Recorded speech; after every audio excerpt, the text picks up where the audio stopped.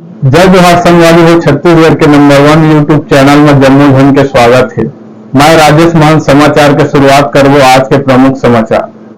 सामाजिक कार्यकर्ता विद्यासागर के पिताजी के दरगाह में लोगन मन हुई हैं शामिल। आप मला बता दी कि सामाजिक कार्यकर्ता विद्यासागर बघेल के पिताजी स्वर्गीय श्री जागेश्वर बघेल के दरगाह कार्यक्रम गांव करही में आयोजन हुई, जेमा सुश्री नैन अजगल्ले नोटरी, पूर्व जिला पंचायत सदस्य कुसुम लता अजगल्ले, प्रगतिशील जिला उपाध्यक्ष कांग्रेस कमेटी सुरेंद्र भार्गव, कांग्रेस नेता सुकवारा भारद्वाज, प्रगतिशील सतनामी समाज जय जयपुर, परमेश्वरी निराला, संतोषी भारद्वाज, सरिता बंजारे, संतोषी लहरे, गंगाराम भारद्वाज संग लोगन मन शोकाकुल परिवार में पहुंच के शामिल हुई हैं।